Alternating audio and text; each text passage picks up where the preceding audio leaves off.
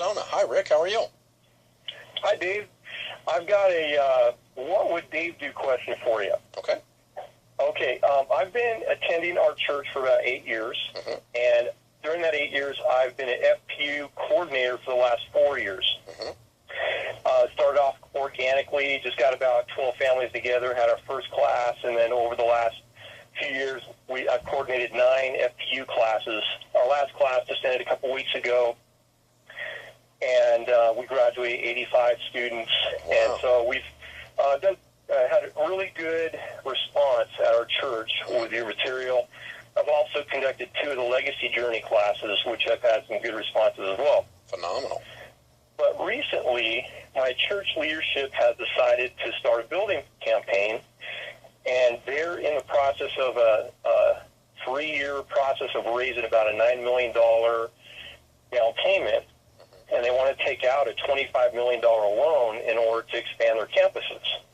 Our church is fairly big, about 6,000 people attend, so they don't see that as an issue.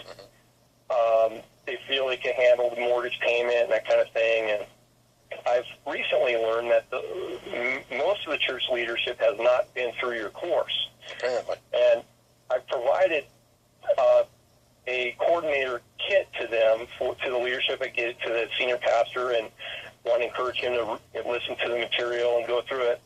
He said he's been through the Larry Paquette material, but hasn't gone through yours. But his wife's been through your class. So with all that in mind, I raised a question at one of the leadership meetings that they're having to get the leadership. They consider me part of the leadership of the church. I'm not on staff, but I have some influence because of all the people that have gone through the classes and with the financial part that I've influenced some folks in the class. They have. I asked the question, is there any way that we could build out this building project in phases and do it debt-free without acquiring any new debt? And they basically come back and said, no, we're not going to do that. That's not our plan. That wasn't my question. My question was, could it be done, not would you? Yeah. And so they didn't answer your question. Exactly. And since that time, I've been asked to come in different meetings, and I've had different pastors come talk to me and say they're really concerned about my position and things like that.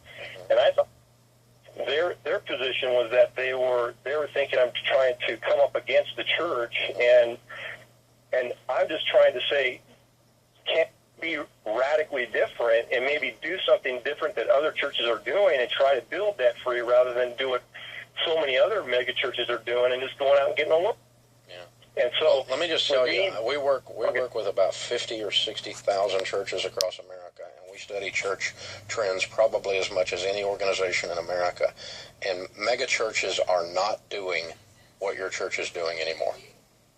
The model that they are proposing is almost dead. There's very few churches doing what they're proposing. The vast majority of churches are doing multi-sites is their method of expanding rather than a $25 million debt and a $30 million building program.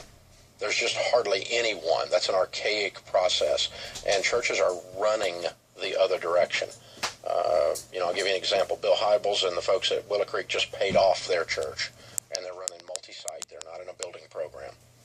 And they've got, not only they got their main huge campus there, and I just spoke up there the other day, main huge campus there in Chicago, but they've got 5, 6 satellites that they feed with fiber as well. And the multi-site church is what is expanding, and that requires very little capital, comparatively speaking. And we're seeing a huge pastoral fallout associated with these large debts. It's upward of 60% of the pastors do not survive 3 years after a building program like this. Yeah. And everybody thinks it's not going to happen to them. I was sitting with a group the other day I guess it was about a year and a half ago, that were considering very similar numbers to your all's. And I urged them to consider to do what you said, to do it in phases and pay as you go. And I said, you guys got to think about, because the only thing you can see is upside. You don't see a downside.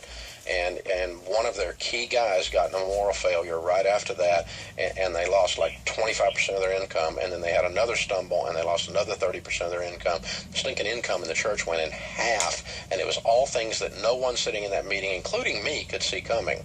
Mm-hmm. Except that just sometimes life happens. And sometimes life happens in the life of the church.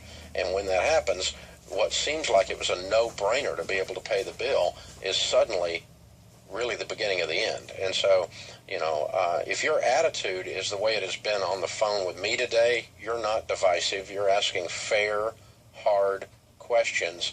And if you're a part of an organization that is unwilling to accept fair, hard questions, and you're not trying to stir up strife, then you've got an issue. In other words, if some leader in my church looked at me and said, you have to go along with something that is principally against what you believe, or we're going to consider you spreading disunity just because you believe that, I got a problem with that. That smacks of cult-like right there. And now that may be just one of your guys that's saying that. It may not be the lead pastor's heart. And so, but, you need to continue to sit down in private meetings and respectfully disagree and respectfully challenge them on this. Because honestly, if they'll do some research, nobody's doing what they're doing. There's not 5 or 10 churches in America considering what they're doing right now. No one is going down this path right now. It doesn't make sense anymore in the current technology environment. This is the Dave Ramsey Show.